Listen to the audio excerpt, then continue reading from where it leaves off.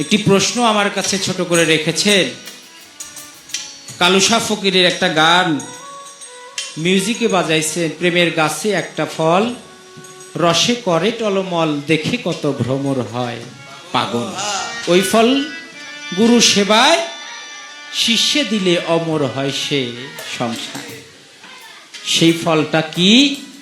আমার গুরুর সেবায় সেই ফলটা তিনি চান। বাজান, সারা জীবন তো আমরা বললাম যে আমি নান্ন চাঁদের হাতে হাত দিছি, আমি পলাশ চাঁদের হাতে হাত দিছি, আবুল চাঁদের হাতে হাত দিছি, আমার শামীম চাঁদের হাতে হাত দিছি। আসলে কি আমি আমার পরিপূর্ণটা দয়ালের কদমে দিতে পারছি? পরিপূর্ণ দিতে পারি না। যেদিন গুরুর হাতে হাত দিয়েছিলাম, বলেছিলাম আজকে থেকে জীবন যৌবন যা কিছু আছে সব কিছু আমার নান্নু চাঁদের কাছে অর্পণ করছি। আসলে কি আমরা দিতে পারছি? আমি পারি নাই, কারণ আমার ভিতরে এখনো আমিত্ব সত্তা রয়ে গেছে। বাড়ি আমার, গাড়ি আমার, টাকা পয়সা ধন সম্পদ স্ত্রী পুত্র সব কিছু শুধু আমার আমার, কিন্তু আমি যে আমার না এই কথা ভুলে গিয়া আমি শুধু আমার আমার দাবি করে বেড়াইতেছি। এই ফলটা আমি নিজেই। কথা ছিল আমিত্ব সত্তাকে আমি বিলুপ্ত করার জন্য আমার নান্নু চাঁদের চরণে আসছি, আমার পলাশ চাঁদের চরণে আসছি, কিন্তু আমার এই আমিত্ব সত্তাকে আমি আমার গুরুর চরণে পূর্ণাঙ্গ দিতে পারি না। পূর্ণাঙ্গ যদি দিতে পারতাম তাহলে আমিও আমার নান্নু চাঁদের মতো একজন মানুষ ধারণ করতে পারতাম। দিয়েছিল কে? দিয়েছিল নিজামুদ্দিন আউলিয়ার ভক্ত আমির খসরু, দিয়েছিল গনি মিয়াশার ভক্ত জুলহাস। গনি মিয়াশা একদিন ভক্ত নিয়ে এরকম আলোচনায় বসছে, সবাই গুরুতত্ত্বের কথা শুনে, গুরু মিলে ঘরে ঘরে, ভক্ত মিলে নাকি কপালে জোরে, সবাই ভক্ত হতে পারে না। সেই ভক্ত গনি মিয়াশা ভক্তদেরকে নিয়ে আলোচনা করে, হঠাৎ করে তার এক কাঙাল ভক্ত, পাগল ভক্ত জুলহাসের কথা মনে পড়ে গেছে। কথার আলোচনার মধ্যে হঠাৎ করে জুলহাস বলে একটা চিৎকার মেরে উঠছে। আশেপাশের তরিকার ভাইরা বলে, আমরা এত উইলা মানুষ সামনে বসে রয়েছি, আমাকেও কথা বাবার মনে পড়ে না। জুলহাসের জায়গায় আসেই নাই, বাবাই জুলহাস জুলহাস করে এই জিন্দগি পার করলো, আমাকেও কথা বাবার একদিনও মনে পড়লো না। একটা বারও বাবার মুখে আমাকেও কোনো কারো নাম শুনলাম না। গুরু তো অন্তর্যামী। গনি মিয়াশা ভিতরে ভিতরে বলতাছে, আহারে নাদানেরা, জুলহাস যে আমার কেমন ভক্ত, ও যে আমার কেমন পাগল, তোরা যদি একটা বার বুঝতে জানতি তাহলে তোরা এই কথা কোনোদিনও বলতে পারতি না। সামান্য জুলহাসের কথা বলছি তাই তোদের সহ্য হয় না, আর যদি জুলহাসকে আমি আমার বুকে আগলে রাখি তাহলে তো তোরা কোনোদিনও সেটা মানতে পারবি না রে। এই বুঝি তোর প্রেমের লেনা দেনা। মায়ের পেটের ভাই থাকলে হয় বেসাদের ভাগী, তরিকতের ভাই হইল নিদান কালের সাথী, আখেরাতের সাথী। দুনিয়াতেই তুই তরিকার ভাইয়ের সাথে এই ভালোবাসা করতে পারলি না, পরকালে গিয়ে তরিকার ভাই পাবি কোথায়? থাক বাবারা, আজকে আর আলোচনা করব না, যেহেতু জুলহাস বলে চিৎকার মারছি, জুলহাসের কথা আমার হৃদয়ের মধ্যে লাগছে, জুলহাসের কথা আমার মনে পড়ছে। চল যাই, পাংশি নৌকাটা সাজা, আমি আমার জুলহাসকে একটা নজর দেখে আসি। জুলহাস তো অনেক দূরে থাকে, চাইলেও আমার কাছে আসতে পারে না। আজকে গুরু হয়ে আমি ভক্তকে একটু দেখে আসি, আমার নৌকাটা সাজায় দে। গুরুর হুকুম ফরজে আইন বলার সাথে সাথে তরিকার ভাইরা মনে যদিও মানে না, তারপরেও পাংশি নৌকাটা সাজাইয়া গনিচানকে গিয়ে বলে, বাবা আসেন, পাংশি নৌকা সাজানো হয়ে গেছে, চলেন আপনি উঠলেই নৌকাটা ছেড়ে দিব জুলহাসের বাড়ির উদ্দেশ্যে। দয়াল গনি মিয়াশা আসন গেড়ে বসেছে। ভক্তরা আস্তে আস্তে নৌকাটা ছেড়ে দিয়েছে। যাইতে যাইতে যাইতে যাইতে একেবারেই যখন জুলহাসের বাড়ির ঘাটায় কাছাকাছি চলে গেছে, এদিকে জুলহাস তো আত্মহারা। আহারে, আজকে কতদিন হয় আমি আমার নান্নু-চানকে দেখি না, কতটা দিন হয় আমি আমার মুর্শিদ জনি-চানকে দেখি না। আমি যাইতেও পারি না কাজকর্মের জন্য।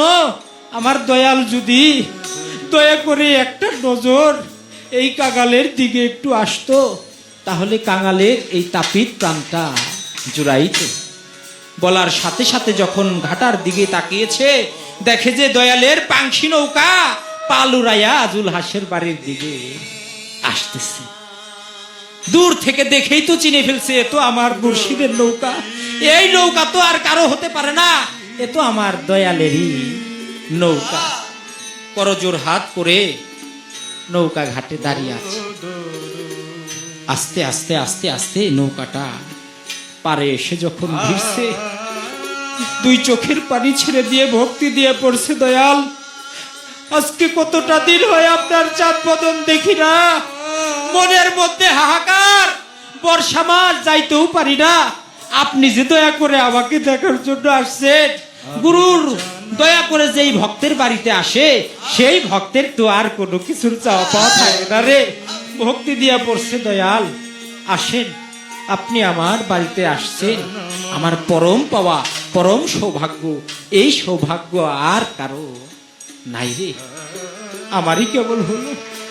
দয়ালকে ভক্তি করে বাড়ির ভিতরে নিয়া বসাইছে। বসায়া যতটুকু আদর আপ্যায়ন তরিকার ভাই বোনদেরকে নিয়া দয়ালের করছে।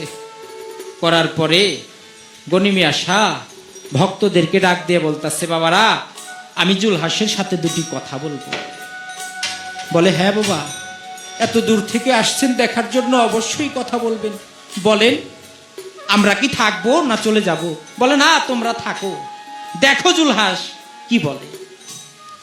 বলে, জুলহাস করজোর হাত করে দাঁড়িয়েছে। বাবা বলে, বাবা যেদিন মুরিদ হয়েছ সেদিন বলেছিলে যে বাবা গনি-চান আজকে থেকে জীবন যৌবন যা কিছু আছে সব কিছু আমি আমার দয়ালের চরণে অর্পণ করছি, বলছো না বাবা? বলে, হ্যাঁ বলছি তো। তাহলে তোমার বাড়িতে এত বড় ঘর? বলে, বাবা এই ঘরটা তো আমি আপনার জন্যই তৈরি করছি। আমার জন্য তৈরি করেছো?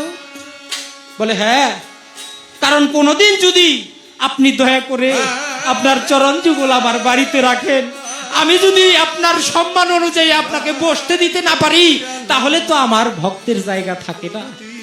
এর জন্য আমি চিন্তা করেছি আমার গনি-চান, আমার নান্নু-চান যদি, পলাশ-চান যদি কোনোদিন আমার দুয়ারে আসে, আমি যেন তাকে একটা সম্মানের জায়গায় বসতে দিতে পারি। এর জন্য ঘরটা আমি আপনার জন্যই তৈরি করেছি। এই ঘরটা আপনার? ঘর আমার? বলে, হ্যাঁ। তাহলে এই তোমরা সাথে সহযোগিতা করে এই ঘরটা ভাঙ্গে আমার ঘর ওর বাড়িতে থাকবে কেন? আমার ঘর আমার বাড়িতে দরবারে নিয়ে উঠাবো, ঘরটা ভাঙ্গা আমার নৌকায় নিয়ে উঠায় দাও। বলার সাথে সাথে তরিকতের ভাইদেরকে নিয়ে ঘরটা ভাঙ্গা গনিমি আসার নৌকার মধ্যে উঠাইছে। বলে, জুলহাস ঘর তো দিলা, ওই যে গোড়ার পাড়ায় দুইটা গরু বাঁধা দেখা যায়, ওই গরু দুইটা কার? বলে, এই দুটাও দয়াল আপনার। কারণ গরু আমি এই লালন পালন করতেছি, সামনের বছর আপনার বাড়িতে ওরস, আমি তো টাকা পয়সা দিয়ে কিনে নিয়ে যাবো, সেই সামর্থ্য আমার নাই। এর জন্য লালন করতেছি, এইটা আপনার দরবারেই যাবে, আজ হোক কাল হোক। বলে, গরু দুইটারে নিয়ে আমার নৌকার মধ্যে উঠাইয়া দাও। গরু দুইটারে নিয়ে নৌকার মধ্যে উঠাইয়া দিস। বলে, জুলহাস ওই যে দুইটা বাচ্চা নিয়ে একটা মহিলা দাঁড়িয়ে আছে, ওরা কারা? বলে, ওটা আপনার মেয়ে আর দুইটা নাতি। ওরা কার? ওরাও আপনার চরণেই বিসর্জন, কারণ আজ হোক কাল হোক ওরাও আপনার দরবারেই যায় মুরিদ হবে। আমি মুরিদ হইছি, আমার সন্তানদেরকে মুরিদ না করে তো যাব না, তাই ওরাও আপনার চরণেই বিসর্জন, ওরাও আপনার। তাহলে ওদেরকেও নিয়ে নৌকায় উঠায় দাও। সবাইকে নিয়ে নৌকার মধ্যে উঠায় দিছে। গনি মিয়া শাহ ভক্তের মন পরীক্ষা করার জন্য বলে, এই ভক্তরা, এই বাড়িতে নেওয়ার মতো আর কিছু নাই রে, তাড়াতাড়ি নৌকা ছাড়, সন্ধ্যার আগে আবার দরবারে ফিরে যাইতে হইব, কারণ সন্ধ্যা লেগে গেলে এইগুলো আবার নামাইতে পারো না, নৌকা ছেড়ে দে, এখানে আর নেওয়ার মতো কিছুই নাই। দয়াল গিয়ে আসন পেতে বসছে, ভক্তরাও নৌকার মধ্যে আসছে, জুলহাস করজোর হাত করে দাঁড়িয়েই আছে। জুলহাস মনে মনে ভাবছে যে দয়াল সবাই রে নৌকায় উঠতে কইল, আমি কাগাল রে তো আর ফালাইয়া যাইব না, আমারেও তো দয়াল নৌকার মধ্যে উঠতে কইব, দেখি না আমার বাজান আমার নৌকায় তুলে কিনা, বাজান আদেশ না দিলে আমি নৌকায় উঠব না। করজোর হাত করে দাঁড়িয়ে আছে। গনি মিয়া শাহ কয়, তাড়াতাড়ি নৌকা ছাড়। নৌকা ছেড়ে আস্তে আস্তে যখন নৌকাটা ছেড়ে চলে যায়, যত দূরে যায় জুলহাসের বুক ফাটা কান্না, দুই চোখের পানি ছেড়ে হাউ বাউ করে যখন কেঁদে উঠছে, আশেপাশের তরিকার ভাইরা বলে, এ বাবা, কার জিনিস নিয়ে যান আপনি? একটাবার তাকায় দেখেন জুলহাস কেমন করে কান্দে। ও তো দিছে সবই, কিন্তু মনে থেকে কোনো কিছুই দেয় নাই, যদি মন থেকে দিত তাইলে আর এমন করে কান্দতো না। ওরা একটাবার জিজ্ঞেস করেন ও কান্দে কিসের জন্যে? গনি মিয়া শাহ কয়, নৌকা থামা, আমি জুলহাসের সাথে কথা বলবো। বলে, বাবা জুলহাস, ভক্তের কান্না তো গুরুর হৃদয়ে সহ্য হয় না, তুমি যে এমন করে দুই চোখের পানি ছেড়ে কাঁদো, তোমার ঘর নিয়ে যাই, তুমি কি এর জন্য কাঁদো? কয়, না বাবা, ঘরের জন্য কাঁদি না। কয়, তাহলে কেন কাঁদো? তোমার গরু ছাগল নিয়ে যাই, তুমি এর জন্য কাঁদো? কয়, না বাবা, এর জন্যও কাঁদি না। কয়, তাহলে ও তোমার স্ত্রী পুত্র নিয়ে যাই, তুমি বুঝি এর জন্যই কাঁদো? কয়, না বাবা, আমি আমার ঘরের জন্যও কাঁদি না, আমার গরু ছাগলের জন্য কাঁদি না, আমার স্ত্রী পুত্রের জন্য কাঁদি না, আমি কাঁদি এর জন্য যে দুনিয়ার একটা ঘরের জায়গায় আমার নন্দচাঁদের নৌকার মধ্যে হলো রে, দুনিয়ার একটা গরু ছাগলের জায়গা আমার পলাশ চাঁদের নৌকার মধ্যে হইল, দুনিয়া আমার স্ত্রী পুত্রের জায়গা আমার দয়ালের নৌকায় হইল, কিন্তু আমি জুলহাস কত বড় পাপী, আমি কত বড় কাগাল, আমার মতো কাগালের জায়গা আমার স্বামীর সাথে নৌকার মধ্যে হলো না। আমি কাঁদি এর জন্য যে নিদান কালে আমি কার ছায়ায় গিয়ে দাঁড়াবো, এ কালে যদি তুমি আমাকে পর করে দিয়ে চলে যাও, তাহলে আমি পরকালে গিয়ে কার ছায়ায় দাঁড়াবো? এর জন্য আমার এই বুক ফাটা কান্না।